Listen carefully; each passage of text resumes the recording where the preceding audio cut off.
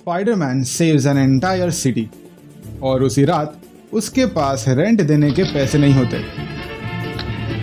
All I got is this 20 for the rest of the week. Next time Spiderman saves the multiverse और अगली सुबह दुनिया उसका नाम तक भूल जाती है। कुछ नोटिस हुआ?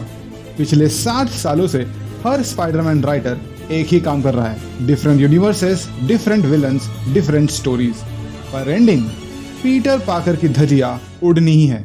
सीरियसली, पीटर पाकर दुनिया को बार बार बचाता है, तो आखिर क्यों जिंदगी हर बार उसी को सजा देती है? मुझे पहले लगता था इसका जवाब बहुत सिंपल है, क्योंकि स्पाइडरमैन रिलेटेबल है। वो बिलियनर नहीं है, वो कोई गॉड नहीं है, वो परफेक्ट जीनियस भी नहीं है। वो क्लास के लिए लेट होता है, रेंट नहीं दे पाता, जॉब से निकाल दिया जाता है, रिलेशनशिप्स खराब हो जाती है और 2 जिंदगियां एक साथ संभालने की कोशिश करता है। मतलब वो सिर्फ स्पाइडरमैन नहीं है, वो पीटर है और इसीलिए हम उससे ज्यादा कनेक्ट कर पाते हैं, राइट? वेल नहीं, क्योंकि अगर सिर्फ रिलेटेबल होना ही काफी होता तो हर रिलेटेबल सुपर हीरो हमें एग्जैक्टली ऐसा ही फील करवाता। बैटमैन, डेयरडेविल, वुल्वरीन या सुपरमैन, इन सब की लाइफ भी परफेक्ट नहीं है, तो फिर पीटर ही अलग क्यों लगता है? तब मुझे रियलाइज हुआ कि हम स्पाइडरमैन को गलत तरीके से देख रहे थे। हम पीटर पाकर को किसी सुपर हीरो की तरह देखते ही नहीं। जरा सोचो, क्या हम में से किसी ने कभी 500 किलोमीटर पर आवर से भागती हुई ट्रेन को रोका है? क्या किसी ने न्यूयॉर्क के बिल्डिंग्स के बीच स्विंगिंग की है? क्या किसी ने ग्रीन गॉब्लिन जैसे सुपर विलन से फाइट किया है? नहीं। फिर भी करोड़ों लोग पीटर पाकर को देखकर कहते हैं, यार ये तो मैं हूँ। क्यों?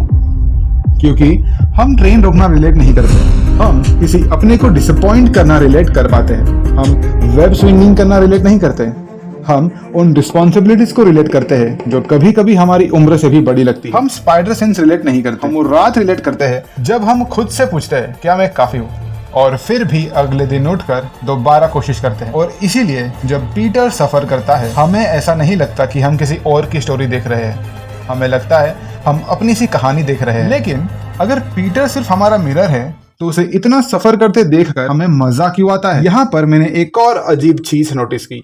जरा सोचो, हर स्पाइडरमैन मूवी लगभग एक ही पैटर्न फॉलो करती है। Uncle Ben? Here. Over here, Uncle Ben.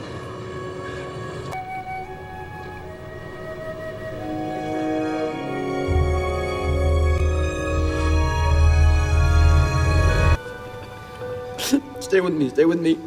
Stay with me. Stay with me. You stay with me.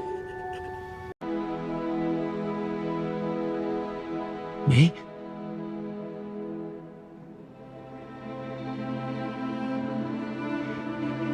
Will you look at me, May, please?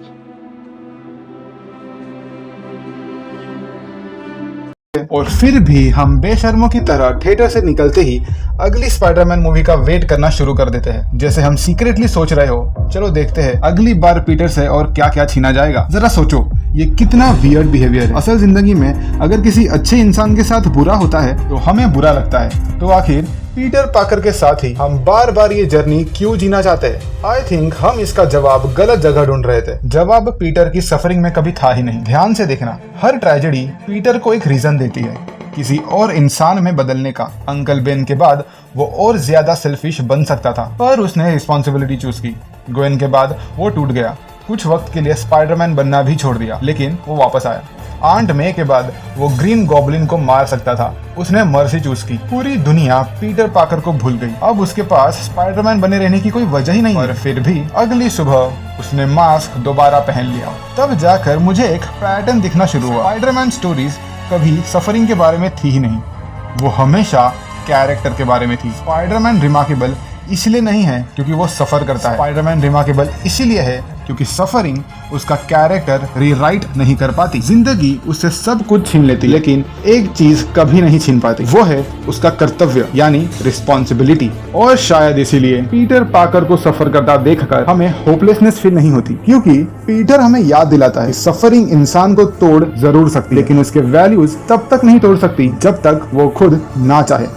अभी भी एक सवाल बचता है, अगर पीटर की सफरिंग उसे नहीं बदल पाती तो वो हमें कैसे बदल देती है? आखिर स्पाइडरमैन मूवी खत्म होने के बाद हम इमोशनली एग्जॉस्ट क्यों नहीं होते? हम इंस्पायर्ड क्यों फील करते हैं?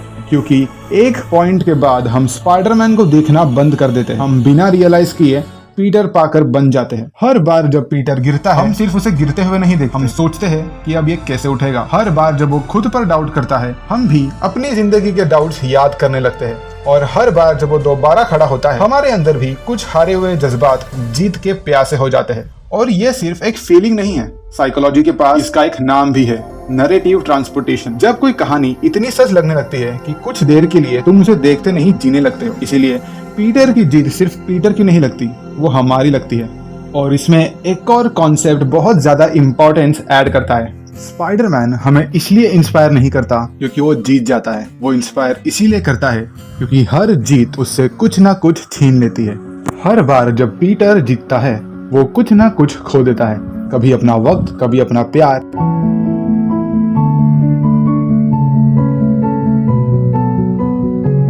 कभी अपनी पहचान, तो कभी अपनी पूरी जिंदगी।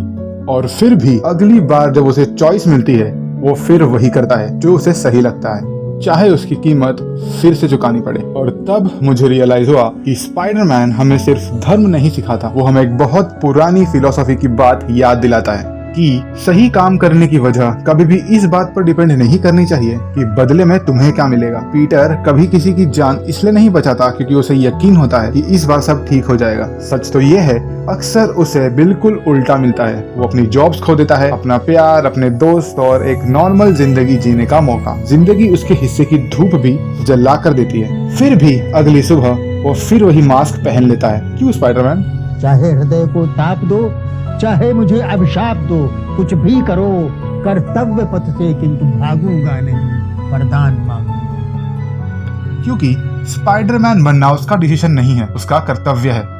और इसीलिए हम स्पाइडरमैन को देखते वक्त उसकी पावर से इम्प्रेस नहीं होते, हम उसकी चॉइसेस से इंस्पायर होते हैं। पीटर पार्कर कभी भी सिर्फ एक सुपर हीरो नहीं था, वो है एक आम इंसान जो हमें याद दिलाता है कि सर्कमस्टांसेस हमारी चॉइसेस डिसाइड नहीं करती। लेकिन जब मैं स्पाइडरमैन के बारे में सोच रहा था तब मुझे एक और अजीब पैटर्न दिखने लगा। पीटर और उसका लगभग हर विलन की जिंदगी काफी सिमिलर है। They are hurt, they are lonely, they are misunderstood, they lose the people they love. जिंदगी इन सभी को तोड़ती है, लेकिन फिर कहानी सिर्फ एक डिसीजन की वजह से बदल जाती है। कुछ लोग वैसे बन जाते हैं जैसे उनके हालात उन्हें बना देते हैं, और कुछ लोग बनते हैं जैसे वो खुद बनना चूज करते हैं। तब मुझे पता चला कि स्पाइडरमैन स्टोरीज का असली कॉन्फ्लिक्ट कभी ये था ही नहीं कि स्पाइडरमैन वर्सेस ग्रीन गॉब्लिन या स्पाइडरमैन वर्सेस डॉक्टर ऑक्टोपस या स्पाइडरमैन वर्सेस वेनम। असली कॉन्फ्लिक्ट हमेशा एक ही था, क्या तुम्हारे हालात ये डिसाइड करेंगे कि तुम कैसे इंसान बनोगे या तुम करोगे। और इसीलिए स्पाइडरमैन कभी भी अनरियलिस्टिक नहीं लगता, क्योंकि हम सब ने ये बैटल लड़ी है। ग्रीन गॉब्लिन के साथ नहीं, अपने ही गुस्से के साथ, अपने डिसअपॉइंटमेंट्स के साथ, अपने रिग्रेट्स के साथ और अपने फेलियर्स के साथ। हर मुश्किल दिन हमसे एक ही सवाल पूछता है, क्या ये एक्सपीरियंस तुम्हारा कैरेक्टर तोड़ देगा या उसे बनाएगा? और पीटर का जवाब हर बार एक ही रहता है, क्या हार में क्या जीत में, क्या हार में क्या जीत में किंचित नहीं भयभीत में। संघर्ष पथ पर जो मिले ये भी सही वो भी सही, वरदान मांगूंगा। एंड दैट्स व्हाई पीटर हमें सिर्फ होप नहीं देता, वो हमें एक सवाल दे जाता है। अगर कल जिंदगी ने तुमसे भी सब कुछ छीन लिया तो क्या बचेगा? तुम्हारा पैसा या तुम्हारी सक्सेस या रेपुटेशन? नहीं, बस एक चीज, तुम्हारा कर्तव्य।